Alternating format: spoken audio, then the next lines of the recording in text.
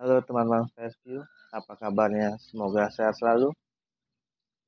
Mungkin teman-teman PSView memiliki komputer i3, i5 yang speknya cukup medium secara prosesor dan berencana untuk mengganti komputer atau membeli komputer baru. Tunda dulu, ada baiknya teman-teman upgrade prosesor. Ya, upgrade prosesor.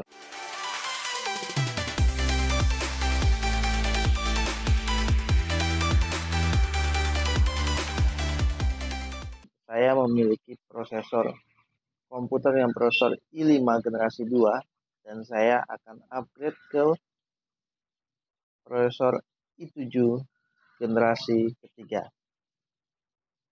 Dan ini sangat memberikan dampak yang cukup signifikan buat saya dan mampu menunjang kerja saya untuk streaming, untuk video editing, untuk penggunaan vMix, OBS, Pro Presenter, Easy Worship, OpenLP, dan banyak lagi yang sebelumnya mungkin saya cukup terganggu dengan kinerja komputer dengan prosesor i5 generasi kedua. So, simak dan semoga sangat membantu. Jangan lupa subscribe, bagikan ke teman-teman, semoga berdampak buat teman-teman yang lainnya. Berikut prosesnya. Oke, ini dia prosesor Intel i7 generasi ketiga yang saya beli Tokopedia dengan harga sekitar 680.000. Packagingnya hanya dibungkus dengan bubble wrap saja ya, tapi diberikan garansi untuk pengembalian barang apabila prosesor dalam jangka waktu 1 minggu tidak berfungsi dengan baik. Nah, ini dia penampakannya prosesor i7 generasi ketiga. Ya, i7 generasi ketiga 3,4 GHz. Hal yang terpenting yang harus teman-teman perhatikan sebelum membeli prosesor adalah teman-teman harus mengetahui motherboard teman-teman, merek dan tipenya apa. Apabila sudah diketahui, maka teman-teman bisa masuk ke website resmi produsernya. Lalu teman-teman cari jenis motherboard teman-teman dan pastikan revisinya benar, revisi 1 atau 1.3. Apabila sudah, teman-teman juga harus perhatikan di sana ada keterangannya jenis prosesor teman-teman menggunakan soket apa. Pada komputer saya, motherboard saya menggunakan soket LGA 1155. Biasanya diawali dengan huruf atau kata LGA, itu menandakan jenis soketnya. Nah, di situ tertera motherboard saya menggunakan soket LGA 1155. Nah, apabila sudah diketahui soket LGA 1155, maka teman-teman juga harus masuk ke dukungan untuk mencari tahu motherboard teman-teman bisa mendukung prosesor generasi keberapa atau jenis apa supaya tidak salah beli.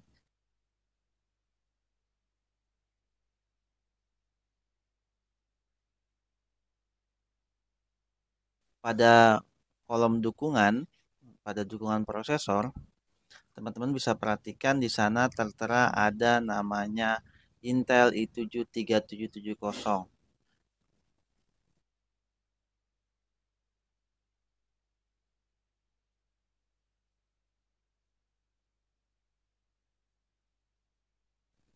Berarti motherboard saya bisa mensupport sampai prosesor Intel i7 generasi ketiga jenis 3770. Ya, angka 3 di awal menyatakan generasi dari prosesor tersebut. 3770 berarti generasi ketiga dengan jenisnya 3770. Kalau teman-teman perhatikan di bawahnya ada tertulis Intel i7 2700. Berarti prosesor ini adalah generasi kedua.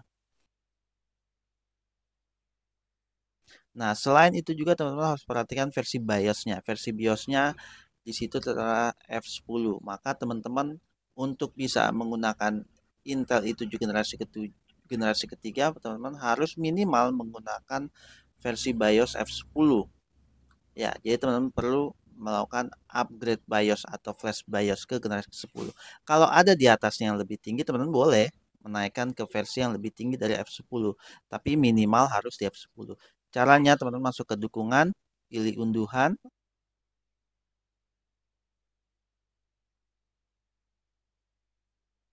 Pada unduhan, apabila ada kolom driver sistem operasi, teman-teman abaikan karena BIOS tidak terpengaruh pada operating system yang teman-teman gunakan. Di bawahnya teman-teman dapatkan informasi BIOS. Di sana teman-teman bisa cari versi BIOS yang teman-teman akan download. Saya akan download di versi 10.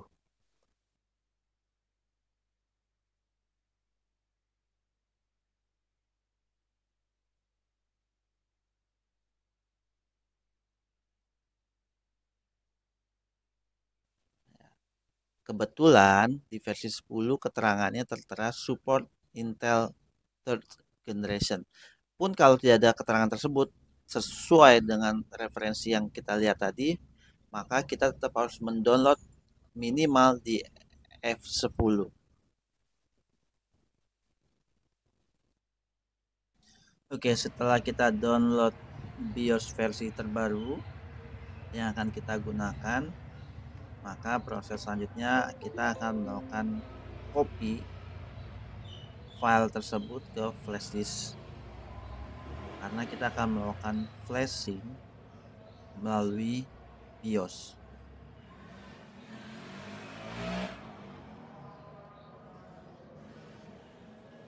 Setelah di copy, baru teman-teman melakukan restart. Kita akan masuk ke BIOS.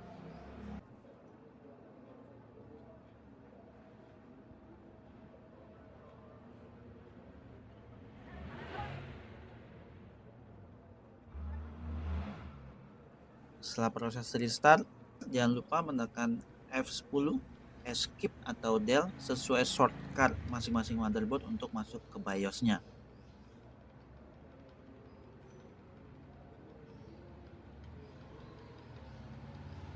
Nah, setelah tampil BIOS-nya, baru kita masuk ke key flash atau flash BIOS. Ini kebetulan masih tampilan model lama ya.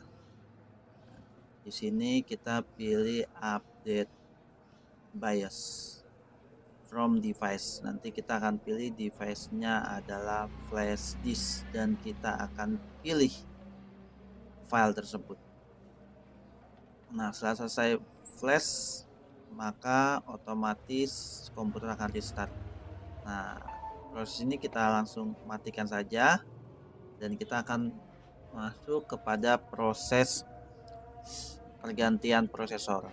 Ya, ini kita cabut-cabutin dulu ya semua kabel-kabel yang menempel atau terpasang pada komputer kita.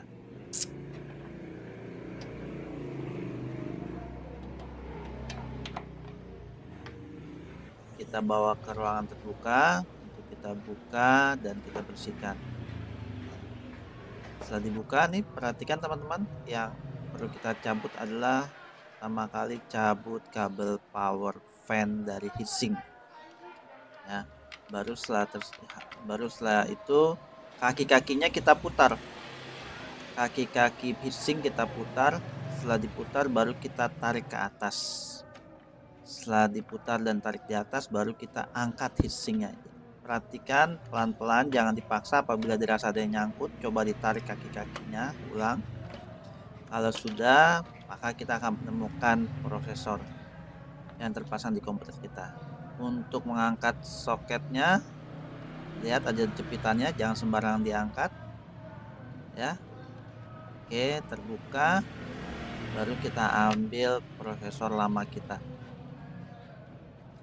Nah, setelah itu baru kita bersihkan agar tidak memberikan efek panas pada prosesor, karena debu-debu yang menempel menyebabkan pemuaian panas prosesor bisa tidak terhantar dengan baik.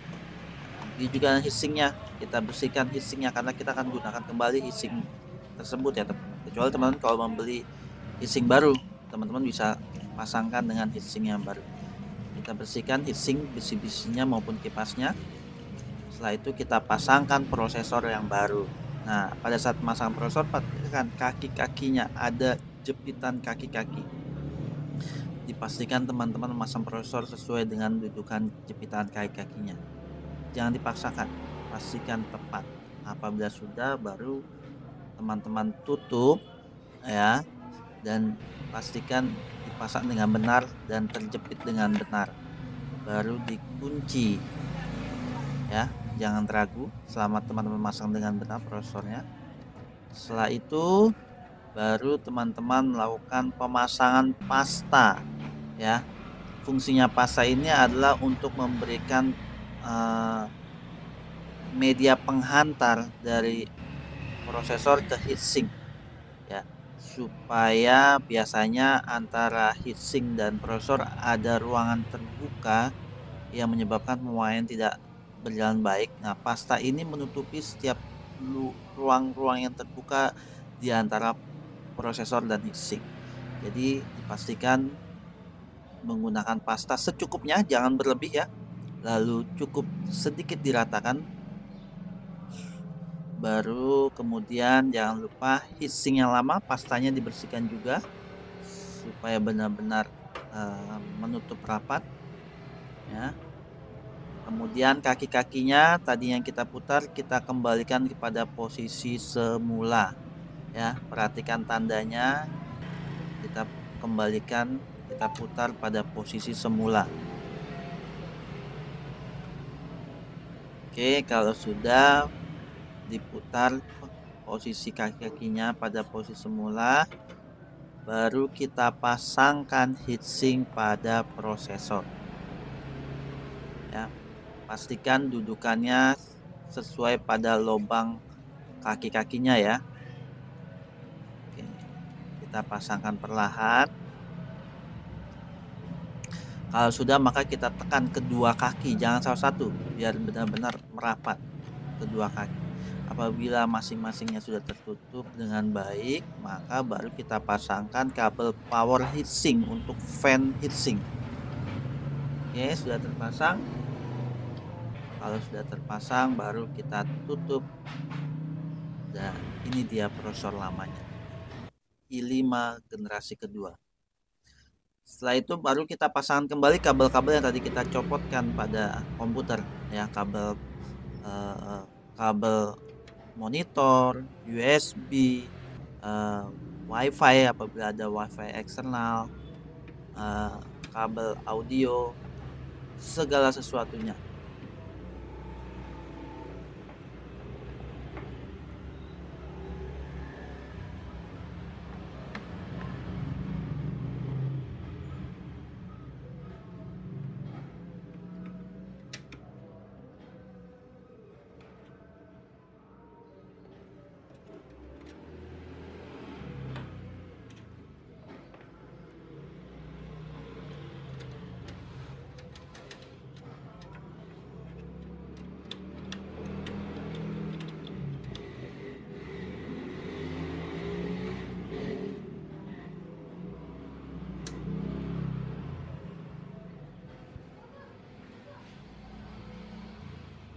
Kalau sudah dipasangkan, berarti siap kita nyalakan.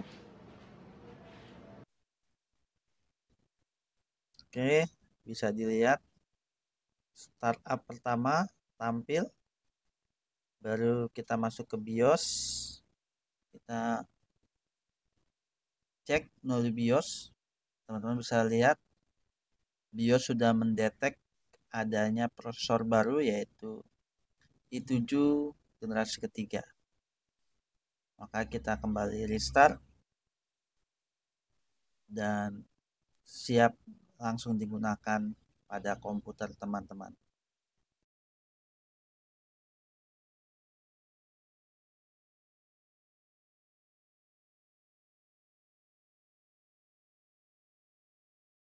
Setelah masuk Windows, kita akan coba cek melalui setting. Di setting teman-teman bisa pilih sistem, di sistem teman-teman bisa pilih about. Di sana teman-teman bisa lihat bahwa komputer teman-teman sudah menggunakan prosesor baru yaitu Intel i7 generasi ketiga. Ya, ini spek saya RAM 16. Kalau kita masuk ke task manager pada proses, teman bisa lihat kinerjanya komputer saya, baik prosesor, RAM, grafik, jaringan, hard disk ya. Ini saya sambil gunakan untuk editing, untuk sambil zoom ya. Semua berjalan dengan baik. Saya merasa sangat terbantu upgrade prosesor. Ya, itu dia proses upgrade prosesor dari komputer i5 generasi kedua ke prosesor i7 generasi ketiga. Jadi teman-teman jangan asal sembarangan ya upgrade, perhatikan poin-poin penting yang ada di penjelasan saya. Semoga itu bisa sangat membantu buat teman-teman mengurangi budget ketimbang teman-teman membeli komputer baru. Dengan upgrade prosesor sangat menekan budget teman-teman dan tentunya juga sangat mampu menunjang kerja komputer teman-teman untuk pekerjaan multimedia. Itu aja, semoga bermanfaat. Sampai jumpa, sehat selalu.